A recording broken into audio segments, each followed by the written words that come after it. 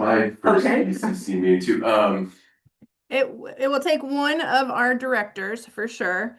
As staff and APCOs, we're just here to support the directors who are appointed.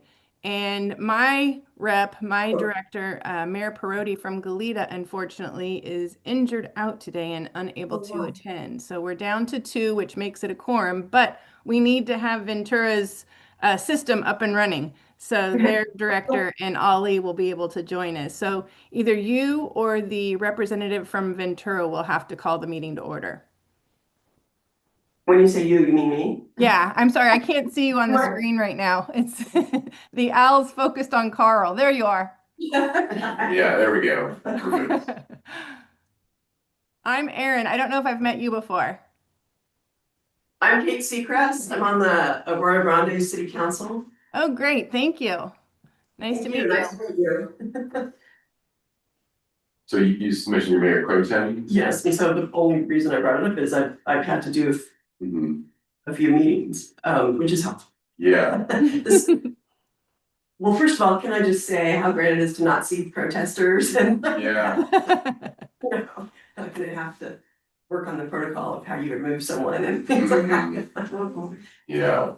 So I'm happy to, just go down, whatever. Sure. But we're still waiting. We're still kind of in a holding pattern. Yeah. There they go. Good morning, everyone. Good morning. Sorry, we have some technical problem. They're working on it. We decided to come to my office and have the meeting over here. Perfect. Great. Okay. And everyone else on the phone knows, but the director from Santa Barbara, Mayor Perotti with the city of Goleta, is not able to attend today. Okay, Okay, understood. so. And at the same time, I would like to introduce our Mayor Chavez to all of you guys. It is his first time actually attending this meeting, so this is just, I let him to introduce himself. Yeah, just great to be part of the team here. Thanks again, Pedro Chavez from the city of Santa Paula. Okay. Oh, great. I think they just informed me that it's working, so we're gonna go back to our conference room. We'll see you in a minute. See you soon. All right, we have a lot of newcomers to this meeting. This is exciting.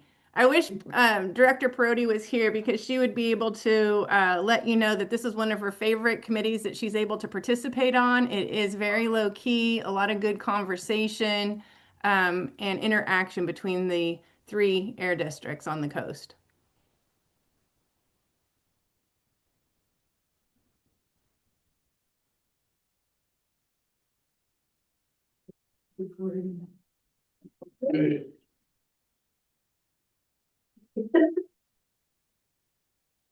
Ooh. So shall we call to order then? I don't know if they can hear us yet. They're muted. I'm always like, Yeah. It's weird seeing yourself on their screen. Oh. Sorry for the trouble and sorry for the delay. No problem. All right, now it's up to one of the board directors. Can we call the meeting to order? And can we get a roll call, please? Absolutely. Chair Seacrest. Here. Member Paula Perotti is absent. Member Pedro Chavez. Okay, thank you. We have a quorum. Thank you. And item 2 on the agenda is election of the SCC BCC chair and vice chair for calendar year 2025. So. Is there an arm wrestle happening? I'm happy to take one of those roles. You wanna? It's up to you two to make a motion. The committee of it's just 3, right? But we're missing. And so, okay. So how do we do this? So I mean, Perotti's not here. You could give her a gift. How is she when she gets mad? It's not a big responsibility, just All to right. help you all with this challenge. It's very little responsibility. Primarily, the chair is the only one that runs the meetings, and as you can see, it's pretty informal. And obviously, the APCOs work directly with our representative to the BCC on any scheduling or agenda item that you'd like to have pulled forward. All right, so motion to I nominate Kate Seacrest to serve as president since she's been on the path of leadership here. So that's what I nominate. Thank you. And Vice- so I would nominate my fellow chairperson, Mayor Chavez, to be the vice chairman. I can't do both. Okay. Okay, so do we vote then? Or we And can I just, get a motion to pass? make a motion for the aforementioned nominations? And a second, please? You're gonna have to second, Mr. Thomas. Second. Okay, thank you. And let's take a roll call vote. Chair Seacrest, Yes. Member Peroty's absent. Member Chavez? Yes, Okay, thank you. it's unanimous. Yes, motion passes unanimously. Okay, honored. Congratulations. So thank you so much. I'm Yeah, really thank you. Thank you. No problem. So then, item 3 on the agenda is the proposed SCC BCC schedule for the calendar year 2025. So I'm not sure who has that. I have that schedule. Thank The you. proposed dates are for third quarter, September 25th, which I believe is the fourth Thursday of the month. And we also have quarter 4, December 18th at 10 a.m. for both meetings. Thank you so much. Okay, is that all? That's all we need to cover because that's all of 2025, right? Correct. Correct, okay. So item 4 on the agenda is approval of the minutes from the November 11th. Just one moment, please. We do need to get a first and a second. Motion to calendar. Yes, yes. Second, sorry, second. Okay. Okay, and Chair Seacrest Yes, and Member Chavez. Yes. Okay, motion passes unanimously. thank you. Moving on to, excuse me, item 5, public comment period. Would that be via Zoom or how does that work? I'm not even sure. Yes, that's correct. Let me take the next one. I believe this is going to be for the approval of the minutes. First. Oh, okay, I'm sorry. That's okay. So, let's see. Did we get a copy of the minutes or how are we approving the minutes? Yes, they were emailed to you Oh, I apologize. I haven't and seen- mailed. Motion to approve. Okay, thank you. I can participate if I haven't seen the minutes. Hey, Alyssa, do you think you can bring in a copy of the minutes? I'll try to find them in my email in the meantime. I'm sorry, was that Chair Seacrest for the second? Technically second it. Okay, thank you. Until I see them, which I'm sure I can review them very quickly. Okay.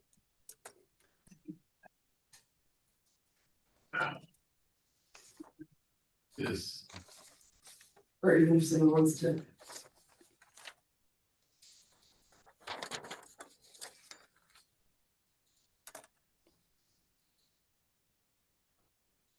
Would they have gone out a long time ago or just recently?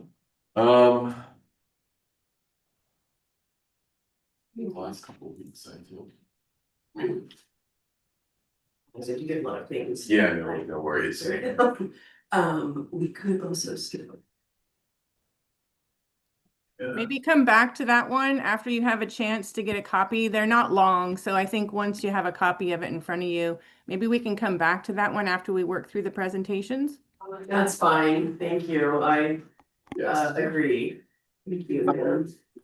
Or as an alternative, I can upload the agenda so I'm sorry, the minutes so that we can view them. Please. Okay, we could do Oh, that. I got it. All right, let me Um, just open that up real quick.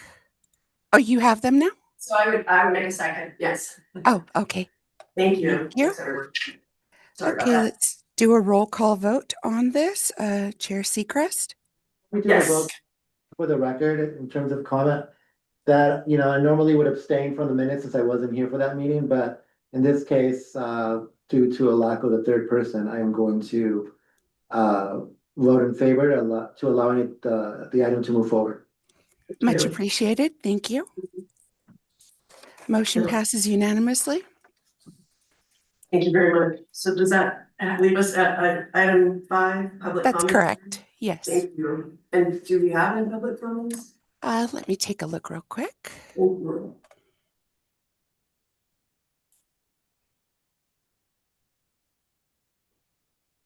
We do not seem.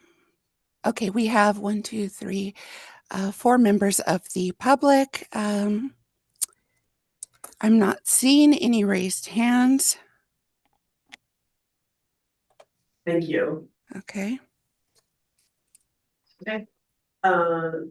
Moving from public comment to item 6, update on PTCPF permitting and rulemaking, and this would be Mr. Tucker. All right, thanks, Ms. Seacrest.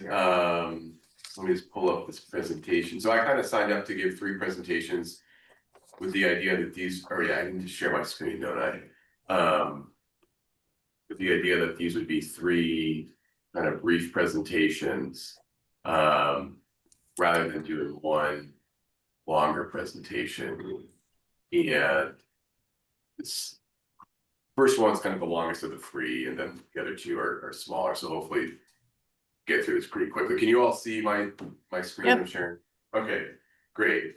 So sorry to catch this early. There's a typo on the agenda. It's PCBTF, but I realize it's a long, weird acronym. So no sweat. So yeah, I'm going to talk about motor vehicle coatings for the next few minutes, and then I'll hand it over to our supervising air quality specialist, Trisha Atkins, who's going to discuss our recent outreach about our asbestos program. And then I'll bring it back with a very short presentation or discussion about some landfill inspections that we did with CARB at their request to do a joint landfill inspection. Trying to get this thing out of the way here. Okay. So motor vehicle coating, as you may or may not know, I'll kind of go through some basics just so we're all on the same page. So we're talking about automotive, auto body shops and repainting cars and, fixing dents and scratches and whatnot. So there are a lot of potential emissions from these operations. You can see here, we've got a person working on a piece, they're in a spray booth, and they're wearing protective clothing and whatnot. So there's particulate emissions, are basically paint particles that, if this was done in an uncontrolled fashion, would go into the atmosphere and potentially deposit on other non-target things. So there's a potential for nuisance there from particulates. The paint itself is dissolved in a solvent, which typically is some sort of volatile organic compound, VOC. So there are VOC emissions from these types of operations. And then lastly, some of the components, some of the constituents might have toxic properties. So there's also a risk of toxicity or carcinogenicity from these types of operations. And so for that reason, we require that all automotive coating operations, we have a rule about that. It's our rule 423. We require permits for all automotive coating operations. And our rule is very similar to other districts' rules. It might, at least in terms of the meat and potatoes of the rules, all the district's rules, of course, have different formats and whatnot. But in terms of the meat and potatoes, I think we're all pretty similar. So we require that these operations, for the most part, be done in a spray booth, with some exceptions for very small jobs. We require the use of what we call HVLP spray guns. These are high volume, low pressure spray guns. Basically, all the paint ends up on the car or the item being sprayed, and very little of it is missing, ends up in the atmosphere. So we require these high efficiency spray guns.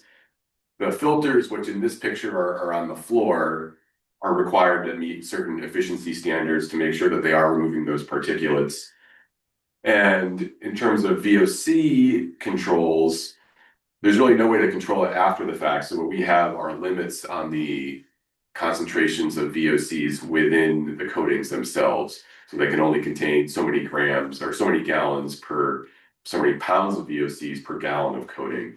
And it's broken down by different types of coatings. So those are some of our main controls. And then lastly, our rules and our permits prohibit certain toxic compounds that used to be prevalent in coatings. So we're talking about hexavalent chromium, cadmium, and trichloroethane are currently prohibited by our rule. And so our rule was last revised in 2008, implementing some state suggested control measures that put lower VOC limits in place. And so it's been a while since we touched the rule. Since then, a lot of things have happened. The biggest one, or the one that's motivating that I'm going to talk about, is to meet these lower VOC standards, which were implemented in our county and across the state. The automotive coating manufacturers took out a lot of VOCs and replaced them with this compound PCBTF, parachlorobenzo trifluoride, and it has these other names that I've listed here. And it has very similar properties to things like benzene and ethylbenzene and toluene. It's volatile. It dissolves the paint, the pigments very well. So it's very desirable from that point of view. But around 2020, OEHA, this the state agency that looks at toxicity and carcinogenicity of chemicals, determined that this compound is a carcinogen. And that's a problem because, and I should say it was put in here because it's a VOC exempt compound. So EPA exempts certain compounds. If the compounds don't participate in the reactions, the atmospheric reactions that generate ozone, EPA will call it an exempt compound. So so that's why this was used. They took out the actual VOCs, or the VOCs that contribute to ozone, and they replaced it with this chemical. But it turns out it's a carcinogen. So this is a problem because here's an actual screenshot of a Google Maps showing a real auto body shop in our county. I don't want to name names, but you can see this the green square in the middle here is the footprint of the auto body shop, and then this circle is a 50-meter radius around it. So right next door in light blue are other businesses, and then in orange, you can see I've highlighted just a few of the actual, these are residences that are within 50 meters of the place. So we've got this carcinogenic compound, or we have coatings that contain a carcinogen, and they're being used in very close proximity to other receptors, both off-site work sites and residential receptors. And that's a restaurant with patio. Yeah, there's a restaurant with patio seating outdoors, and this is typical of a lot of our auto body shops. They're either in industrial areas where they have literally right next door, in some cases sharing the same building, other businesses, and then in some cases there's even residences nearby. And if you look at using our standard risk methodology to calculate a priority score to basically estimate risk, if in a situation like this, it only takes about 13 gallons a year of PCBTF to get to a priority score of 10. And the 10 is our limit. So if something gets to 10, we can't permit it. So this is basically preventing new auto body shops from being permitted, because almost all of them are going to want to use more than 13.5 gallons of PCBTF a year. And that gets us right up to a cancer priority score of 10, and 10 is our permitting limit. So that's an issue. Existing auto body shops are grandfathered in. However, that doesn't mean that they don't pose a risk. So right there, we have a problem. Even though the existing auto body shops, are grandfathered in, we don't want to just ignore the potential risks that they pose to their neighbors. And in a few years, in 2027, they're going to have to be reporting their PCBTF usage under the air toxic hotspots program. That's mandated by the state. And then at that point, we'll have to calculate priority scores, and a lot of the existing auto body shops will be brought into this program. So if we don't do anything, we really can't permit a new auto body shop, and then in a couple of years, these existing auto body shops are gonna have to go down the air toxic hotspots path of reporting their use. A lot of that's going to trigger, for many of them, it's going to trigger the requirement for a health risk assessment, and then ultimately public notification, and then for many of them, risk reduction, meaning they're going to have to use something else. So it's a big problem that we're facing and is being faced all across the state. Unfortunately, CARB is not really doing much about it. They've told us that they have no intention of enacting a new air toxic control method, or air toxic ATCM, air toxic control method for this. Luckily, and so a lot of these air districts, ourselves included, we've been talking about it in CAPCOA, but what's the path forward? And there's been a lot of talk, but not a tremendous amount of action. However, South Coast just in November took the lead, and they amended their automotive coding rule. This is their rule 1151. And so I'll cut to the chase here. We're hoping to basically take the functional parts of their rule where the rubber hits the road and copy that in our rule. Our two rules are very different if you look at them just, in terms of the language, but in terms of the functional part, our plan is to basically copy them. So what does their rule do? First of all, it bans PCBTF. You can see there's this table here with some effective dates. So basically for most coatings, PCBTF is already banned, so it cannot be put into new coatings. For the manufacturer or for the suppliers, if they have PCBTF containing coatings on their shelves, they can continue to sell those to the applicants or to the appliers, to the sprayers, for another year. And then there's a use through date. So if you have the stuff in your auto body shop sitting on sitting on shelves, they can continue to use it through in this case July 2027. So again, we're hoping to bring our rule in November, and then for these deadlines, we're just gonna push everything back. So if we adopt our rule a year later, we would just push these deadlines back a year, possibly simplifying things a little bit. But that's the first part of what South Coast did and what we intend to copy, basically. And the second part is their rule temporarily raises VOC limits. So they're banning coatings with PCBTF. So what's the replacement? So they're going to temporarily, these phase one limits here, they're going to temporarily allow greater VOC concentration. So these coatings already exist and they're used all across the country. They're just not allowed in California. So from the manufacturer's standpoint, from the formulator standpoint, it's not such a big deal. The coatings already exist. They can sell them in California in the meantime, or in this case, sell them in South Coast in the meantime. But then eventually they're going to the rule brings the limits back down. So basically we're buying some time for the manufacturers to reformulate their coatings, get the PCBTF out of there, get the VOCs out of there, go a different route. And you can see there's these effective dates that are different for the different coating classes. Some are required a little bit earlier than others.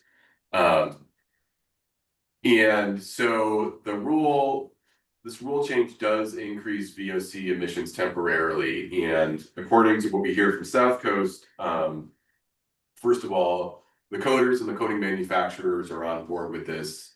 They don't have a problem with it. And CARB and the EPA are on board with it because it's a temporary increase in VOCs. And ultimately, it's going to bring VOCs down to even lower where they are. So South Coast estimated that under their I have it current in quotes because it's not current anymore, but as of 2024, this sector was causing about 2.5 tons per day of VOC emissions. Under phase one, that goes up to 4.8 tons per day, but then once phase two comes into effect, it drops way down to 0.2 tons per day. So because it was this temporary increase and ultimately a lower amount of VOC emissions, EPA and CARB apparently were okay with this. So our plan is basically to adopt this. We would keep these same timelines in this case. So we'll extend the sell through and the use by dates by a year, but we're going to keep these. Our plan is to keep these phase two dates, because if they can reformulate things by these dates for South Coast, then they can reformulate them for us by these dates. That's our plan, at least. And so this should get all the existing auto body shops, but we do have a few pending applications. So what are we going to do about those? We can't write into the permit the higher VOC limits, because that's not consistent with the rule that's on the book, that's on our books. So what we're going to do is, assuming we are going to change the rule, we can look at PCBTF risk, kind of assuming that it's going to be phased out within 3 to 5 years. And when you do that, when you kind of look at risk over an abbreviated project lifetime, that really reduces the risk.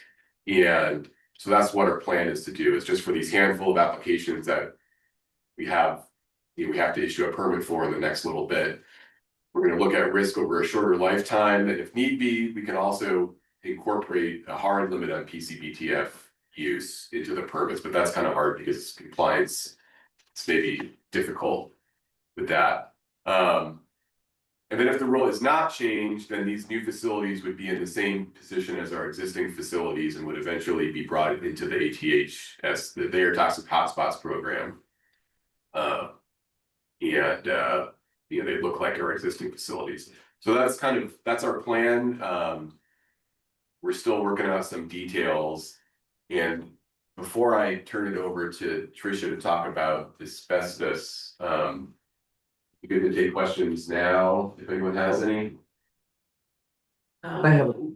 No, it's fascinating, and it's ironic, I guess. This must not be that unusual to somehow think everything's cleared up, and then one of the replacements turns out to be.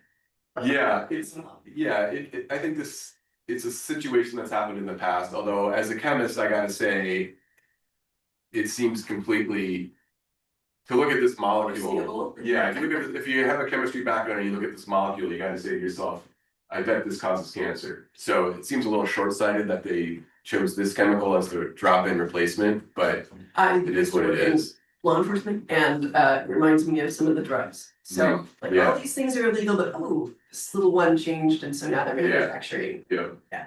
Say it's similar. Simple. Thank you. Sorry, sir, are we? Any other questions or comments before we?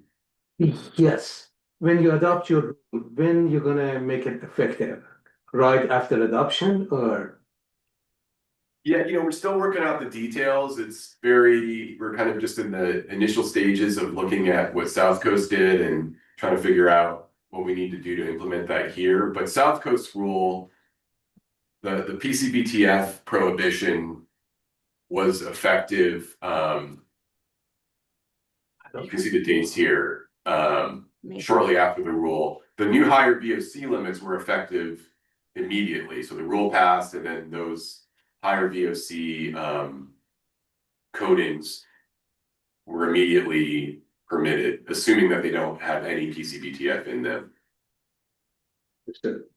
And then this is just sharing with the group what we are doing over here. We are not doing anything for existing facility at this point, but if the new applications are coming in, we evaluate them for the PCBTF, and at the same time, we do the detailed health risk assessment. And we limit the facility to a usage that it's not gonna take them above 10 in a million risk. And it has worked. And we provide them with these are small shops, so they don't know how to, like, for example, to calculate this. So we give them flexibility of we create Excel sheet for them and give it to them so they can do their calculation, and sometimes they play around with the amount of PCBDF versus other stuff so they can keep the facility wide. Because when you're saying that the facility risk should be below 10, that's a facility wide. It's not only for one compound or two compounds. And that has worked for us. We've done something similar in Santa Barbara, and it has also worked for us. However, in our analysis, we've come up with another toxic of concern. Diisocyanates has been identified as even a more significant problem. We've been working with CARB and OEHA on this, and obviously it's for all existing because it's in all paints, and trying to figure out how best we can manage going forward with this. But ultimately, Carl, I think one thing you said is real important for us to consider. This is not a district issue. This is a statewide problem. And toxics should also be addressed by the state and provide some leadership to us. So I think the more we can have conversations with CARB as far as stepping up to the table and taking ownership to help solve this across the entire state, rather than each individual district having to go district by district, it would be so much more efficient for us. And I think another aspect to consider in our conversations with CARB, a lot of these existing facilities are in underserved communities. And with AB 617 being the top concern right now for CARB, it seems to be right up their action plan list to really address the toxics in the areas of need. So I just feel like we need to do what we have to do, obviously, for new and existing facilities, but we can't let the pressure off of the state to do what they should be doing to address this global problem. But Aaron, I agree with you 100%, but based on the past practice, manufacturer, they have to find a substitution for this. Mm-hmm. This comes based on, I have worked for South Coast AQMD for so long, and I know when South Coast start going and adopting the rules, usually manufacturer, they start substituting, and I think state knows that they are not gonna actually spend any resources to do this because they believe since South Coast has already adopted their rules, usually that gives a push to the manufacturer to find a substitution. So that's how they are hoping that they don't have to do anything. But you're right. It Yeah, should be on them, not right. the district. I agree. Can you share with me a little bit about the outreach that process that's been conducted for the shops? And what's the reception been from the business side of things?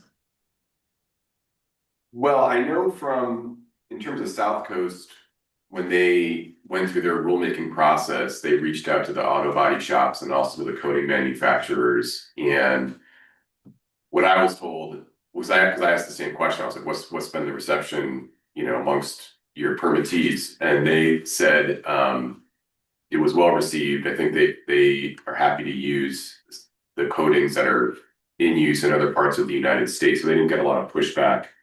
And locally, we have done a little bit of outreach with our coders just to say, hey, this stuff is in probably is in the coatings you're using, and it does have, it is carcinogenic. So just kind of, and there are likely regulations coming. We don't know how long or when, but we put it out there. And do you know, Tricia, what the reception has been? I know it's When we're doing our inspections, we'll let them know that basically they're gonna be the existing paint booths will have to be reporting on this, and that is coming. And I haven't, seen much of a response. It's like, oh, okay, because it's not here yet, and and everything that entails. It's not much of a conversation, when I talk about it. Thank you. Any more? Oh, sorry. Just one more item to share is our staff has contacted a few manufacturers as well, major coating manufacturers. There are substitutions, but the problem is, as you mentioned, and as South Coast has incorporated, they have higher VOCs, not the limited VOCs that are of everybody's rule requirement. That's the reason South Coast, they have put for 3 years, they increased their VOC limits. So these manufacturers, they have time to find another substitution with the lower VOCs. Just thought to share it with you. Thank you. Thanks. Okay, so I'm gonna hand it over to Tricia, who's gonna talk about asbestos. So can you all see this asbestos slide? Yes. Just one moment, please. Before we move on to the next item, each item has to be opened up for public comment. Thank you. Do we have any public comment on the PCBTF permitting and rulemaking by Mr. Tucker? There are 3 members of the public present. If you would like to provide a public comment on this item, please click on raise hand button on the bottom of the screen.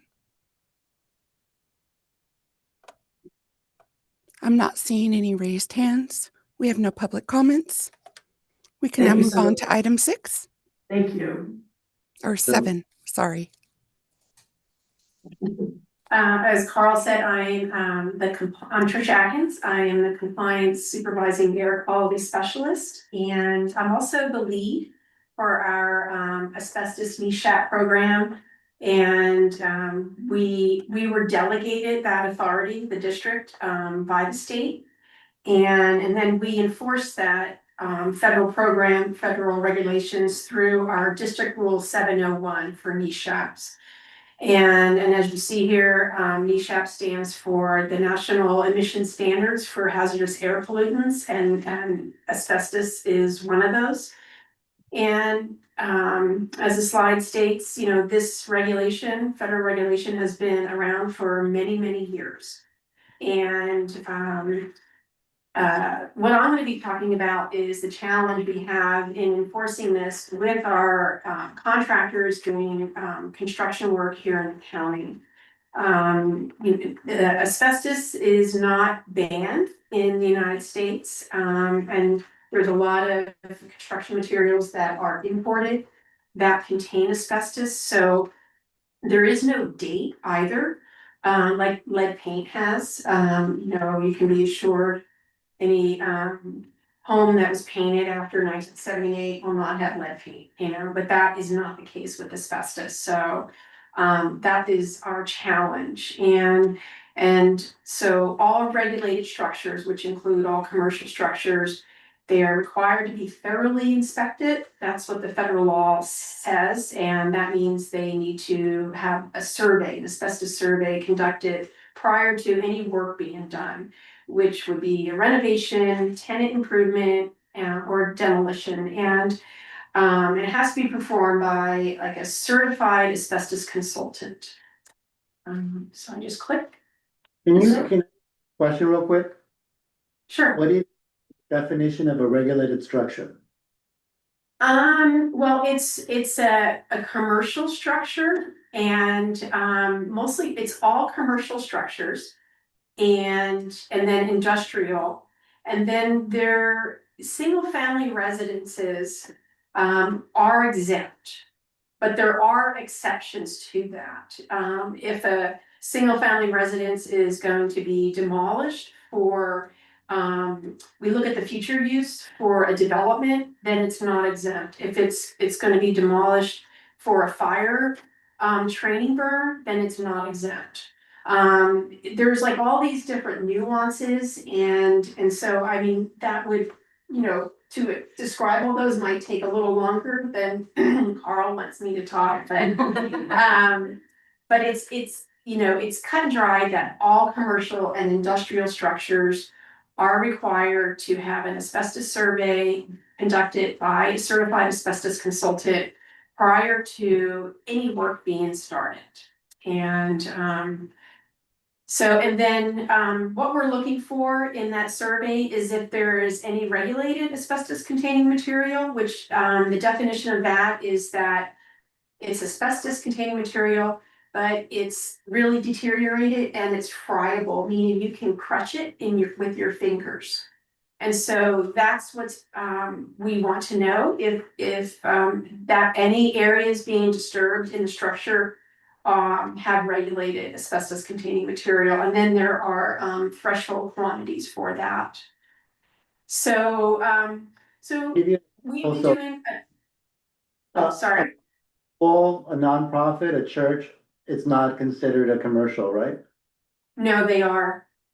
They They are are? regulated because, it's a structure where, especially, it's public, right? So there's a potential for the public to be impacted by this work. Great, thanks. Yeah, all schools as well, all government buildings, churches, yes. And so every year our notice of violations, enforcement actions increase because we have new staff. I've been here almost 5 years. And so we have fresh eyes looking at the program and, we are doing more enforcement. And as like last year, there were 9 enforcement actions specific to our district rule 701. And this year so far, we have 12 and we haven't, finished out the year yet. Talking with the contractors, this is something, this program, they really should know about. Whether they're an asbestos abatement contractor or not, and there's a lot of, we confront anger and confusion. They confuse it with the lead program. They get upset because when they get their permit for the work they're doing, whether again, it's a tenant improvement, renovation or demolition, why didn't that specific city permitting agency, or if it's the county, why didn't they tell us about this? Why isn't it part of the permitting process?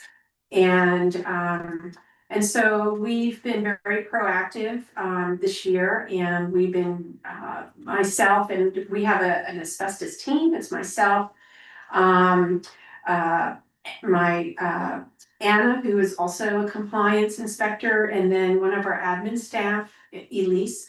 We're like the asbestos team, and so we've been conducting outreach to different building departments. So just on Wednesday, we were at City of Paso Robles, and they had their whole permitting department there and the building official, and it was a really positive meeting.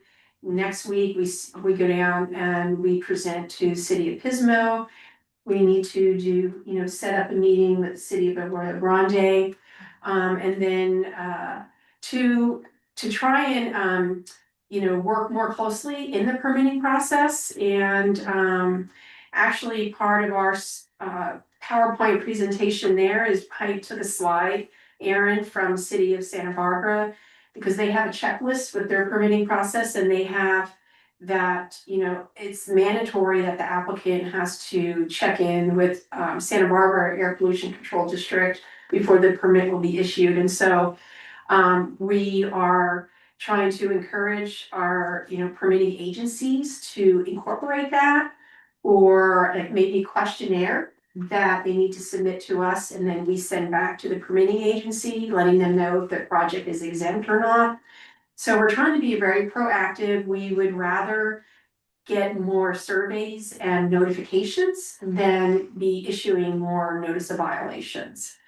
And then we also in 2022, we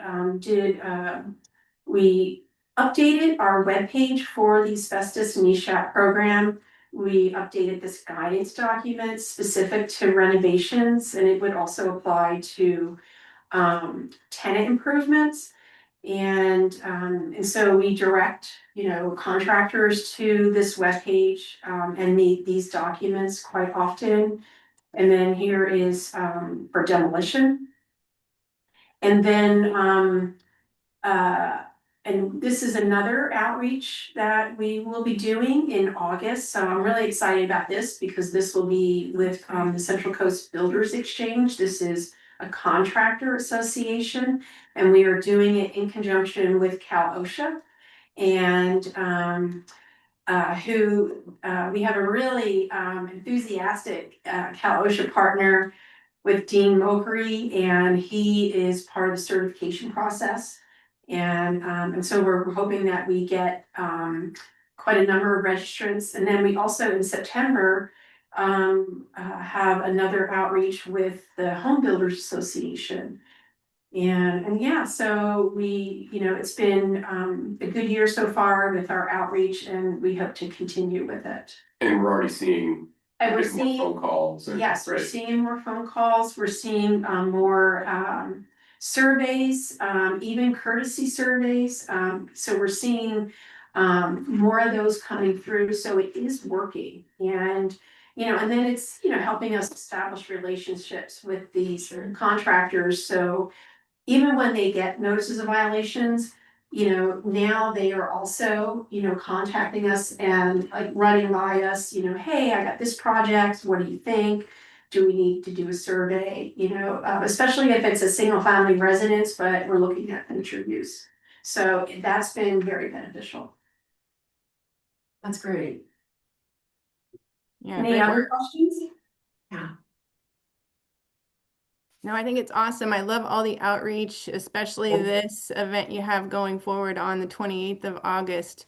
In Santa Barbara, we're in the process now of updating our asbestos rule. So I'm definitely going to have Caitlin reach out to you to pick your brain on how you got everything that you've identified here. I think just the opportunity to meet city by city is so helpful. Yes, yeah. And yeah, I was at the CAPCO asbestos subgroup meeting, just on Tuesday down there in Santa Barbara. And so Eric Pett was your supervisor, was talking about that. And so I actually wanted to pick his brain. That's awesome. And the outreach taking the place of having to do enforcement is kind of priceless, I think. Yes, yeah. We definitely want to be focusing more on guidance and education. Sure. And to assist in compliance as opposed to be, constantly putting in on our enforcement path. Yeah, Great. much better. That's great. May I ask a question as well? How do you actually how have you handled challenges regarding when you talk to the cities and cities are coming back and telling you that these are new constructions that has like, why are you asking them to do any survey or similar to this? Have you had those situations? We haven't really received a lot of pushback from the cities. It's actually, really from the contractors because they are, or the building owner, they're confusing asbestos with lead paint, that there is like a date, there's a year where, there's a cutoff year. So it's the challenge, I think, for the cities and the permitting agencies is like Paso, they don't have a checklist, City of Paso Robles, so they couldn't like just add, like check in with the APCD. And so, each city has their own process, and so, but we're trying to make it easy on them. Is just, if you just make it mandatory to check in with us just on commercial structures. And then, or really encourage them to reach out to us. But it's more the contractors and the building owners, and we just tell them it's a federal law. We are delegated to enforce it, and we have to treat everybody the same. And, when we find out about, these projects, then and we ask for the survey, they don't have it, we have to follow through with our enforcement policy, and we encourage them to come in and talk to us. And that has always been a real positive experience. They might be upset But once they come in and talk to us and, our manager, Dora Drexler, they usually go away with, and it's been a positive experience to discuss the whole program and, what our requirements are in enforcing it. And so then it just gains greater compliance in the future. But yeah, there is the misconception that, a brand new building just built yesterday, completed, can have asbestos in it. And, that's just really unfortunate, but that is what we're faced with. Yeah, we are facing the same thing.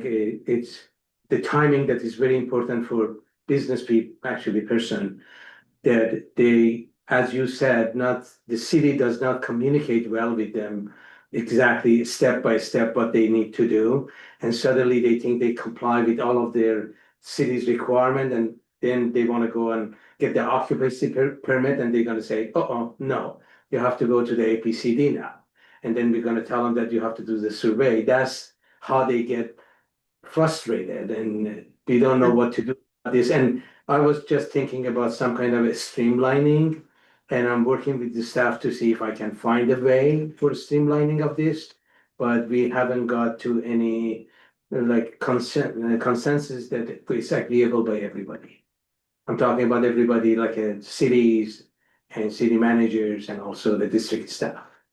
Yes, and that's the process we're going through now, and I think the consensus is from talking to other air districts that are delegated, is that, the outreach is kind of every couple of years, with staff turnover in the air districts and then in the building departments, that it's a very worthwhile effort. And I think eventually, and if we start saying, well, yeah, if the building department would just make this a mandatory step in the permitting process, and we direct the upset applicants back to them, I think eventually we will get there.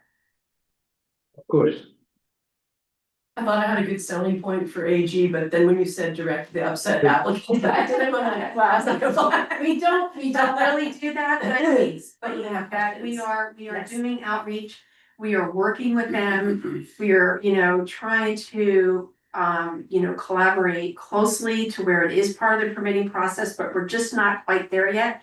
And as an applicant now who's had enforcement done, if you would communicate with them, that would be, I think, very helpful, that the actually, the applicants who are being impacted by this, not to go there upset, but just, talk about their experience and how helpful it would be for them to have it as part of the permitting process, like a one-stop shop.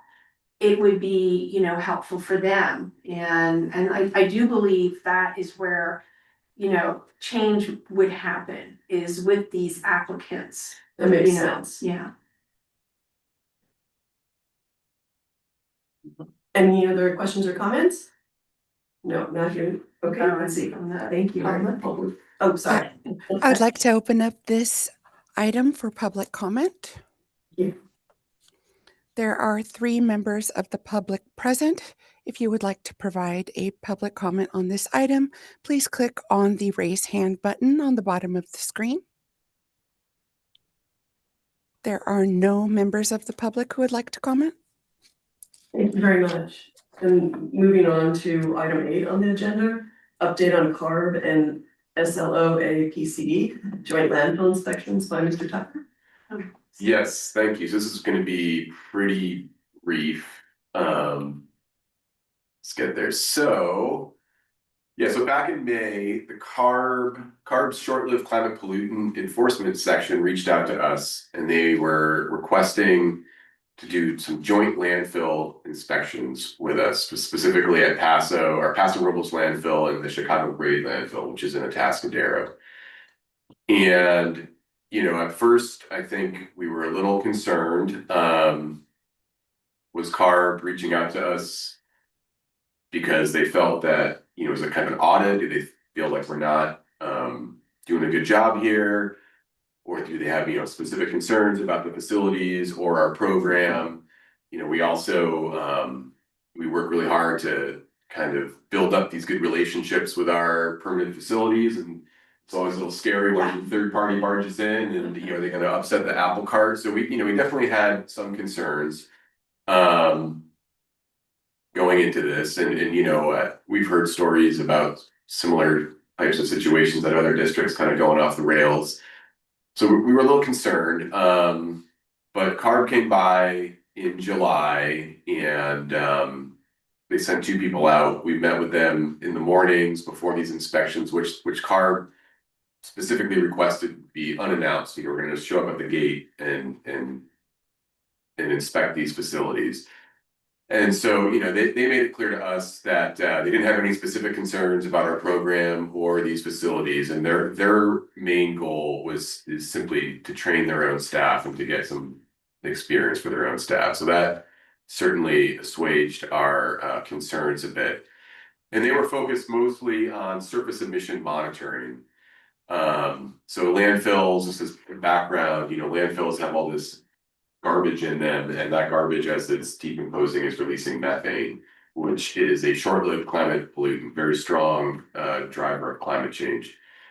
And so, all our landfill regulations are around capturing that methane and doing something with it. At these facilities, it's flared. Other facilities, it's maybe put into a cogen and generates electricity, but we got to deal with that methane and not release it into the atmosphere. And so they were focused on checking for leaks on the surface. And we also heard anecdotally of situations where, CARB or EPA wants to come in and do an inspection and then write tickets based on measurements, but they're using TVAs as the instrument, the toxic vapor analyzer, that, maybe hasn't even been calibrated, or there's out of calibration or out of spec. So we were concerned about that. So before we went out to any of these facilities, we calibrated our equipment alongside theirs so we could be sure that we were all on the same page and all the equipment's working. And so what does this look like? So here's Anna. Do you have a presentation, Carl? We can't see it. Oh, sorry. Yeah. Thank you, Erin. I do have a presentation. The first page, the first slide, here we go. So now, yep, I'm sharing my screen. I gotta move this thing out of the way. Okay, so you can see that, right? Yes. Okay. Thank you. So this is my first slide, which is basically what I just said. So what does this look like? We can see Anna Costello-Duran from our agency out on the landfill with the toxic vapor analyzer in her hand, and the CARB staff with her analyzer checking, sniffing on the surface for methane. And then here you can see them doing it at a wellhead. So they have these, negative pressure wellheads where they're sucking the methane out of the landfill and sending it off to be destroyed. And so here's just a map. This red line shows where they walked with their sniffers at the Paso Robles landfill. So they covered most of the landfill. They hit most of the wellheads at that one. They didn't get quite as much coverage at Atascadero, but all in all, it was a positive experience. There were some surface emissions exceedances, but no exceedances at the positive pressure points, which is good. So there are no NOVs that are going to come out of this. The situation that we saw during this unannounced inspection with CARB is consistent with what we've seen on our recent inspections where we've been out there on our own. So no surprises there. And the facilities were very accommodating. As I mentioned, one of our main concerns was that this might upset the good relationships that we've built up with these facilities over time. But that didn't happen. Everyone was very accommodating, and CARB was very transparent with why they were there, and that it was CARB that was driving the inspection. It wasn't that the district had requested CARB come out. So I just wanted to share our experience in case you get the same phone call from CARB or similar situation. Oh, and Anna's just walked in the door, so if you have any questions about how these inspections went, she was there and she'll be able to to answer them. But that's all I have for this item. Thank you. Questions or comments? I don't have any questions. I think it's just an example of how far, planning ahead and communication between agencies will take them. Question. We don't have surface emission limits. How did they, like, when they were measuring it against what? So the question is, what are we measuring the surface emission limits against? So I had mentioned that we had some surface emission exceedances. Right, yes, so the requirement for defining an exceedance is 500 parts per million methane or greater. And so that's the definition that we have. And so using the TVA instrument, all of our exceedances were actually typically they exceed that 500 quite a bit. They were mostly in the thousands. So that's our definition. And in the subsequent follow-up remediation and monitoring that the landfills have done in that 10-day time frame that they're allowed, the levels have been under that 500 threshold. So that's what we're working with. 500 parts per million. And we changed our rule to reduce it to 500. I'm assuming you guys did the same, right? You know, I believe that it's in alignment with the landfill methane regulation, the state LMR. That's the definition that we have gone with. I don't believe that it required a local district rule change, but that's the most stringent level, and so that's what we've aligned our permits with in the last several Understood. years. Thank you. Sure. Any more questions or comments before we go to public comment?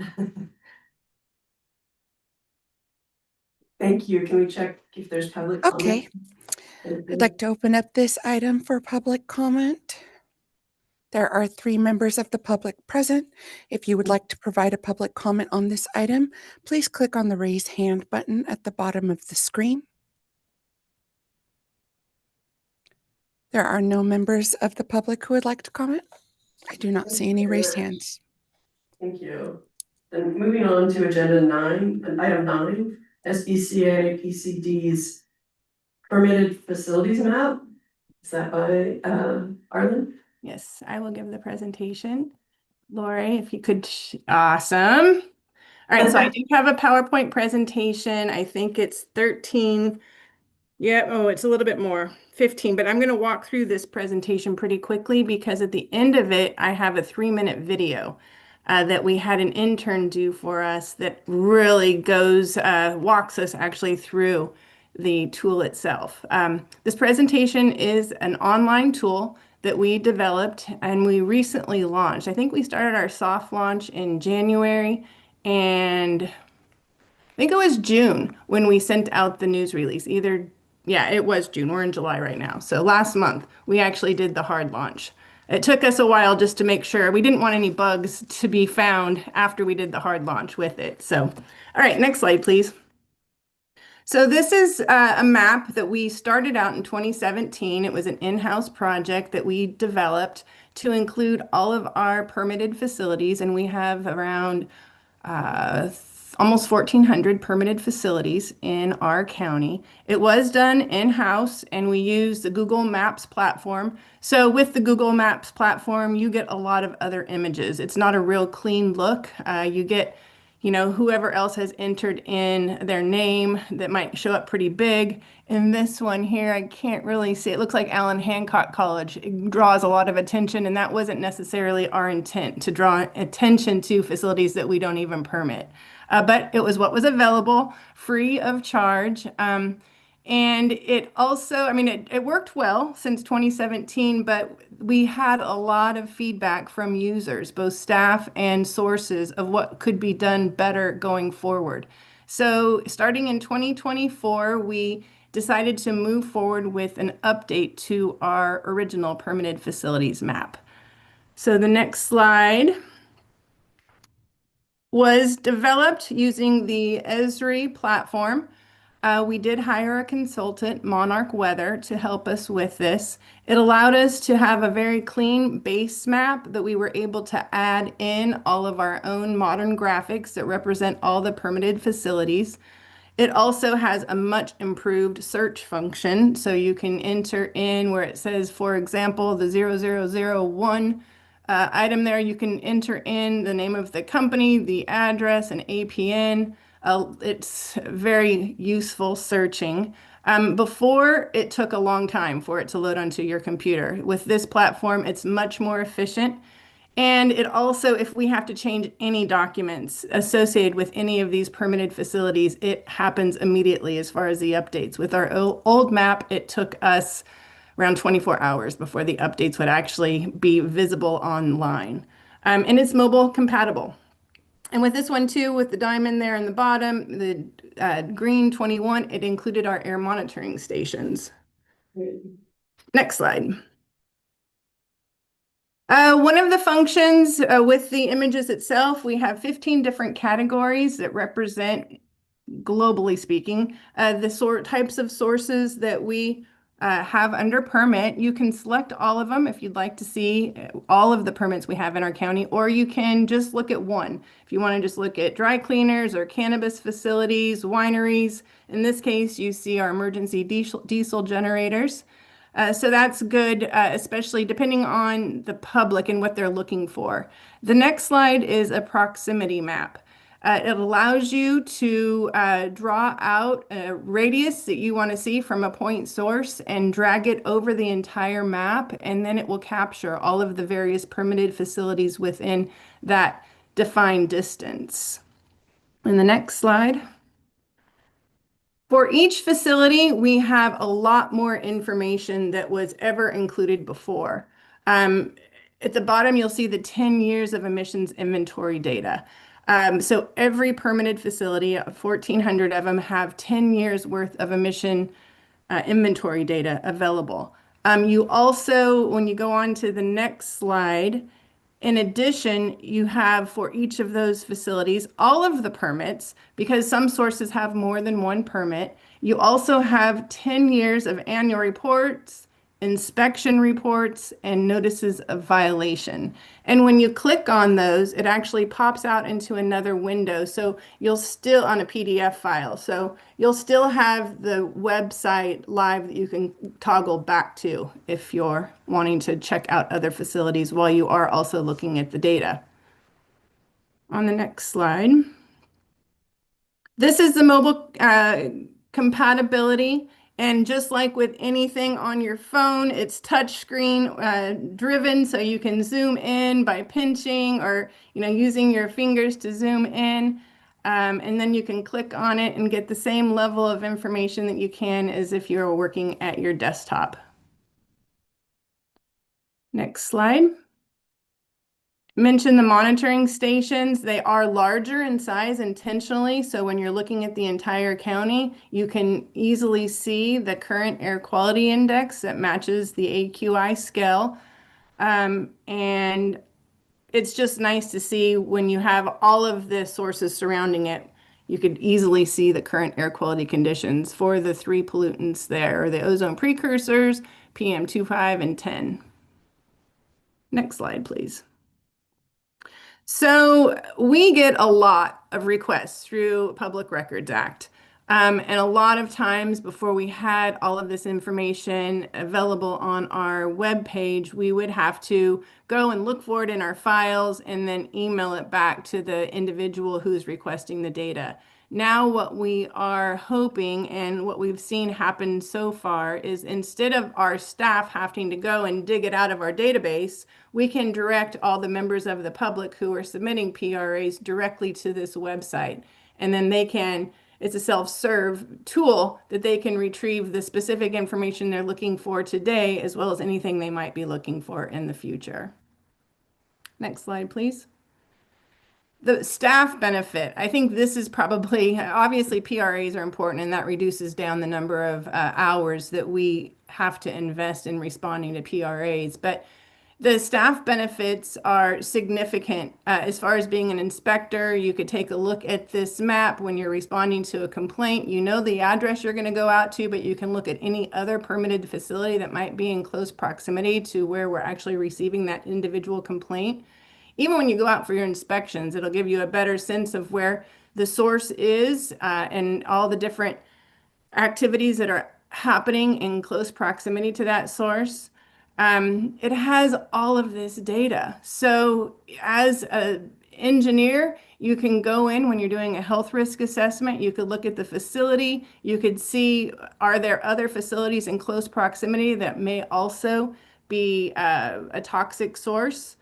And just the fact that it's so quick and easy for us as staff to go to versus getting into our own database software and trying to toggle through that to find it. We're just learning that having this online resource helps streamline everything that we do internally. Next slide, please. So I mentioned Monarch Weather. They actually originated out of UCSB. They were very interested in working with us.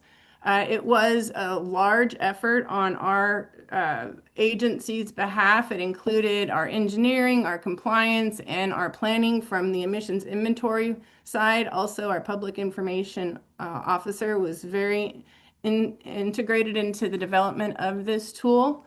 It took us 10 months from start to finish to go to the soft launch.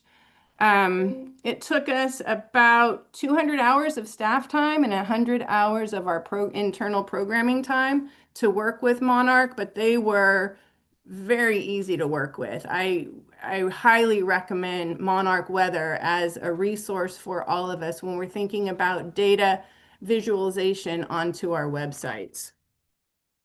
Next slide, please. So we did issue the news release in June. There it is. The instructional video was extremely helpful for us, and this was a result of an intern that we had working for us, which I'll show next. I think we just have one more slide that's a summary, and then we could pop on over to the video. So improved transparency, making all of this information available for anyone in the community. So you could see what's in your surrounding neighborhood. You can become more aware of where you are and what's around you. Or even if you're in the process of relocating, you could see what you might be relocating into. We wanted to make it visually appealing and responsive to your touch. And we feel like we've done that successfully. And now we're trying to figure out where we want to go from here. There are some upgrades that we're working on. We haven't engaged in those efforts yet, but as we're living with it since the official launch in June, we're starting already to start the list of modifications going forward. So now, if you don't mind, I'd like to take 3 minutes of your time just to walk through the online video. This is the view when opening up the permitted facilities map, which displays all APCD permitted facilities within Santa Barbara County. The different small round icons represent different facility types, and the bigger diamonds show the air quality monitoring stations. The icons for the stations show their location, the air quality index, which is the number displayed on them, and categorize it by color. So green meaning good air quality, yellow meaning moderate air quality. To be able to get a better view of the map and its details, one can use the plus and minus buttons located on the top left corner to zoom in and out of the map. The layered icon to its left allows users to filter the facilities displayed by type. The first checkbox provides the option to clear the map by deselecting all facility types or to re-add them all back to the map. The remaining checkboxes enable users to display only specific facility types on the map at a time, such as diesel emergency engines or generators. Multiple facility types can be selected simultaneously, for example, adding gas stations along emergency diesel generators. The next icon to the left operates the proximity filter. Users can select a radius by dragging the slide bar and then enable the filter. A circle will appear on the map, which can be dragged to the desired location. Only facilities within the selected area will then be displayed on the map. The last icon in the top left corner is the information button, which redirects users to the APCD web page. This page provides additional details on how to use the map and allows users to request more information. The map is also equipped with a universal search bar that allows users to search for facilities by name, address, permit number, facility ID, and more. For example, a search for a facility belonging to the County of Santa Barbara can be performed by typing it into the search bar and then selecting the chosen facility. Once a desired facility is selected, either by using the search bar or clicking on it directly on the map, a window will appear displaying key information about the facility such as its name, address, facility ID, and more. Below this, there is a drop-down menu with 6 different categories of information: annual reports, compliance history, emissions, notice of violations, NOV, inspections, permits, and source history. Under each of these tabs, users can view and download documents and public information, including all annual reports submitted by the facility and all active permits. To download a document, simply click on it to load. The document will then open in a separate window where it can be viewed and downloaded. To view permits, select the Permits tab from the drop-down menu. All active permits for the facility will appear, along with information such as permit number, type, and a short description of what the permit authorizes. Users can also download available permits and permit applications in the same way as an annual report by clicking on the desired document.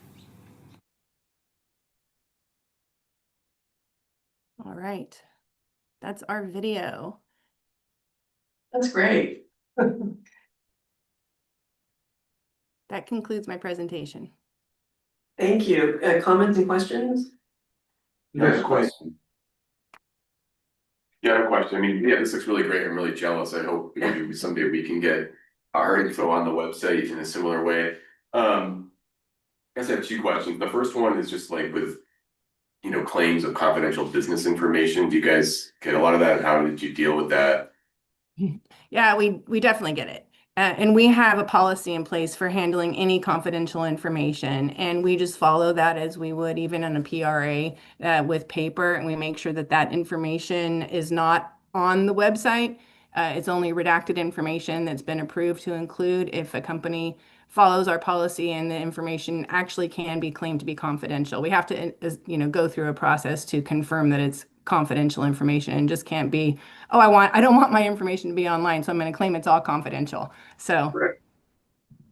Cool. Well, then my second question is, I'm just thinking about like if we were going to do this in our database and like the state of our database, it's like, I feel like it's probably 90% of the way there, but then there's that 10% where it's missing the GPS coordinates or like the facility address is not actually, we've got like the company headquarters as the facility address. There's these little, the data's not the cleanest, so did you guys have to like spend a lot of time and effort going through on the back end and cleaning stuff up or burn up a lot of intern hours on that? How you know, guys... interns are kind of a new thing for us, which I was really able to convince all of my division managers we needed when I got there in 2016. And now they're fully convinced. I can't believe how successful our intern program is. Since this map was launched originally back in 2017, we invested a lot of time, about 8 years ago, making sure we clean that up as much as possible. So it was already able to be visually displayed online. Question regarding the public records requests. So has it reduced the actual number of requests you're getting? Have people been able to communicate with you and you say, you know what? I think all this info is on the website. If you want to go check it out before you send us a court order. Or is it just that it's really helping when you do get those orders? We haven't seen a reduction yet in actual PRAs, but it has reduced the amount of time on our end to respond to those. That's awesome.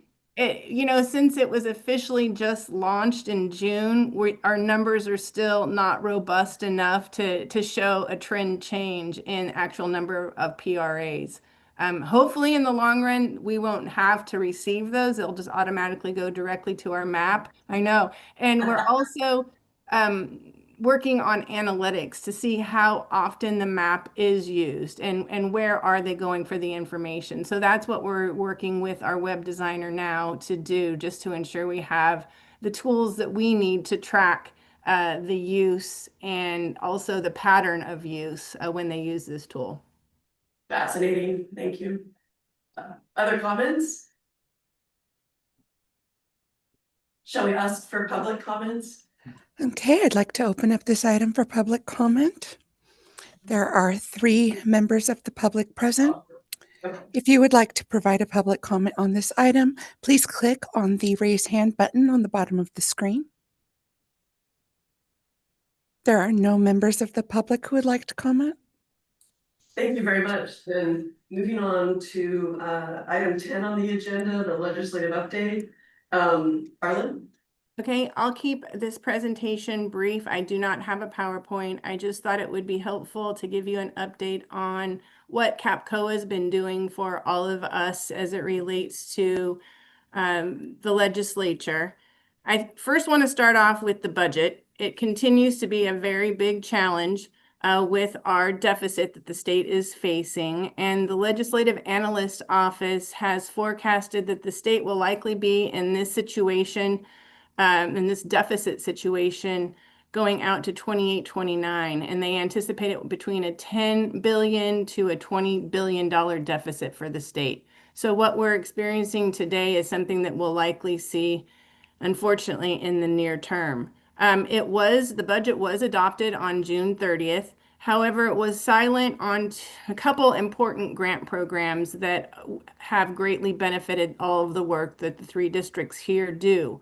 It was silent on AB 617, the Community Air Protection Program. That's both for grant incentive funds, also for implementation dollars. It was also silent on the Farmer Grant Program for agricultural projects and the Wood Smoke Reduction Program. We've heard that with the discussion associated with cap and trade reauthorization expected to occur later this session, that AB 617 in particular might be brought back into that conversation. And with all of the emphasis in the San Joaquin Valley on the farmer program, we're hopeful with the pressure to put emphasis on assisting replacement of dirty tractors, that farmer will also be part of that reauthorization of cap and trade later this session. But it's still a big unknown. As far as proposed laws, CAPCOA has been tracking a lot of bills. There's over 160 bills that CAPCOA has tracked. Just so you're aware too, CAPCOA has a lobbyist that's hired, Brendan Tuig, who works for us regularly and is an extremely great resource for all of us as CAPCOA takes different positions on these bills. Of the 168 that we're tracking, there's 15 that we have actively been working. We've been opposing 8 bills, supporting 5, and CAPCOA actually sponsored 1 bill, and that is AB 471. The author is Assemblymember Hart from Santa Barbara County. It's also co-authored by Senator Laird. And the goal of this bill is to provide single county board compensation. This is something that was approved last year for AB 2522 for the unified air districts. And as that bill was working through the legislative process, it was realized that single county air districts, such as the 3 within this coordinating council, we were excluded from that. So this is an effort to bring us to the table to provide us as air district boards the authority to consider compensation when you are doing the work on behalf of the APCD. It's not an automatic. It would be something that would have to be discussed in an open forum with each of our boards. As far as the bill, it has moved out of the Assembly. It then went into 2 different committees within the Senate, and we passed through both of those. And next up, it's on the Senate floor. It did get some modifications when it was in the Senate that would have to, if it passes, or when it passes, I should say, fingers crossed, the Senate floor, it will then need to go back to Assembly for reconsideration. So it'd go back to the Assembly floor.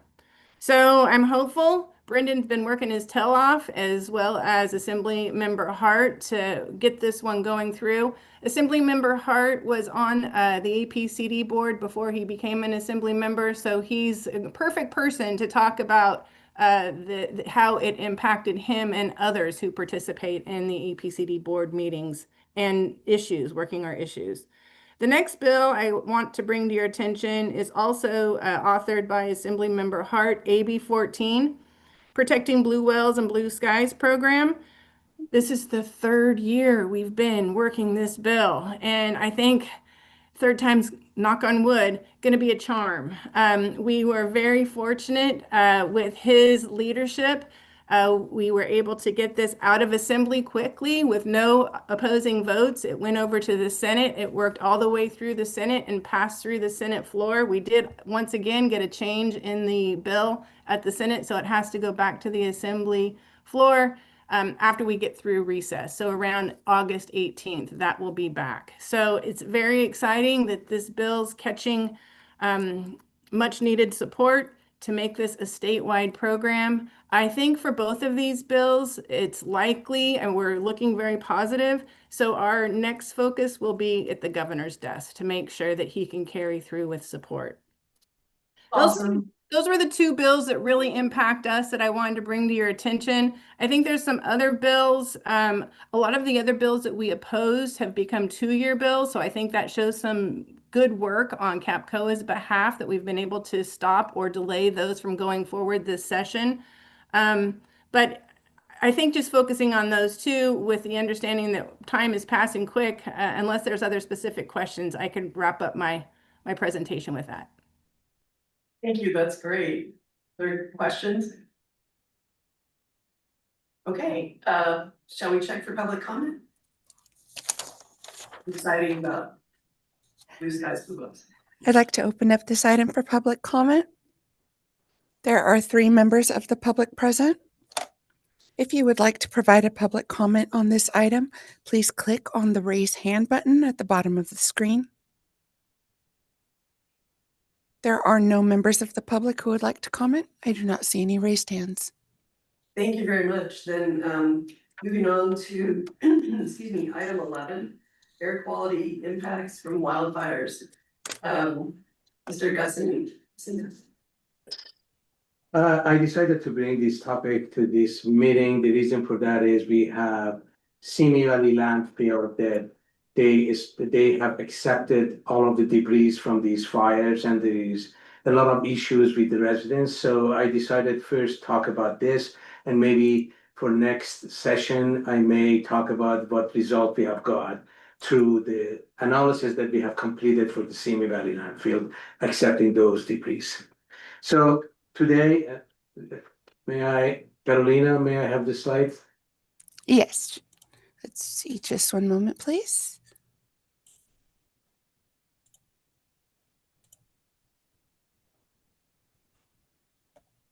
Okay, next. The top Just 1 second, please. major concern about LA and mountain fires, then I will provide you with an next. Can you make this set? Yes. Then I will provide you with the overview of the GHG emission, then go over regional impact and climate impact, and finish it with the solution and responses. Finally, I will cover what our role, APCD role is in this. Next, please. So why focus on LA and mountain fires? They were destructive and massive. The LA fire burns over more than 20,000 acres, destroyed about 200 residents, and GHG emission has not been calculated, but still, this certainly contributed to total GHG in the atmosphere.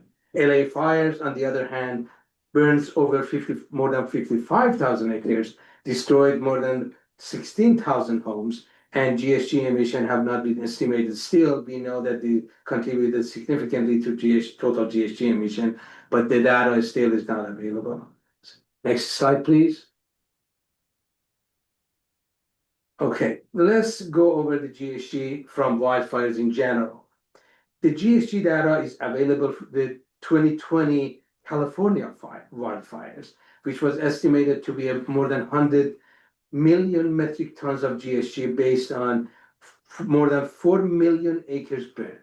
just compare this with the number that we have for LA and Ventura County fire, mountain fires.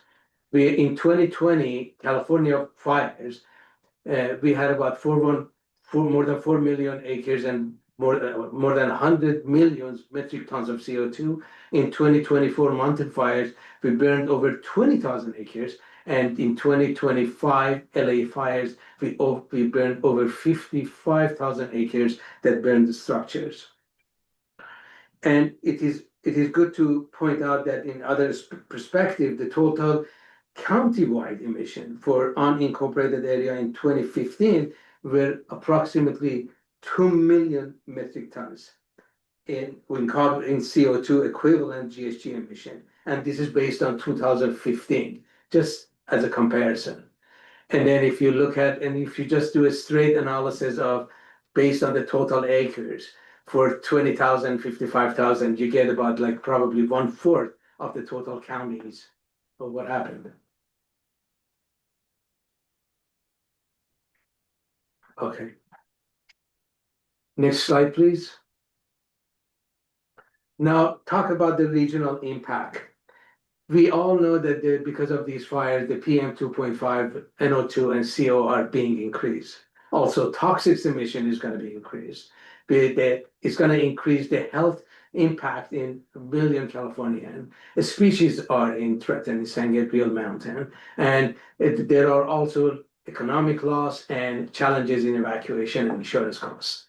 Next, please. Long-term impact. As CO2 emissions accumulate into the atmosphere and California experience more warming, extreme heat events, and droughts, the risk and intensity of fires also increase, which in turn push the terrestrial carbon cycle further out of balance. Next, please. So we should reduce using the fossil fuel. What are the solutions? Oh, go back, Carolina. Okay. What are the solutions and responses for mitigation? We should control burns and forest thinning. Reforestation and carbon farming is another thing that we can do. And also we can reduce fossil fuel emissions. Next, please. What is our role in this? We forecast outlook fire weather, but by staying with National Weather Services, and also we send out awareness during the forecasting of Santa Ana wind. We issue red flag and PDS conditions, and these are where the wind is really strong and we have low humidity, and there we have dry fuel moisture and high temperature. Next, please. And these are the links that is provided over here in case if anybody interested to watch the alert and everything else. Next. And then we also have the air quality alert or wildfire smoke. These are smoke impacted are actually assessed based on the several factors: wind, smoke, dispersion and model forecast, and surface observation by VCABCD monitoring station. We issue an alert for PM 2.5 from wildfire smoking forecasting to cause EPA actually now cast AQI when the AQI reaches the unhealthy levels. And alert is sent out to National Weather Services, email to all of the subscribers for the daily forecast, and messaging but we are putting it all over the website. Next, please. And that's all I have, and I'm ready to take any question you may have. Thank you very much. Questions or comments? Okay, and may we check with the public about comment? I'd like to open up this item for public comment. There are 3 members of the public present. If you would like to provide a public comment on this item, please click on the raise hand button on the bottom of the screen. I do not see any raised hands. There are no members of the public who would like to comment. Thank you very much. Then moving on to agenda item 12, other business and confirming next meeting date. Anyone Is have there any other business? business? Apparently no, so. Okay, Next meeting date is September. and 23rd. that is correct. Okay, Thanks, thank Pete. you very much. Meeting's adjourned. Thank you. You. Thank you, everyone. Bye. Bye. Okay. That's a lot. Okay. Thank you for being, yeah, absolutely. So September 25th is the next one.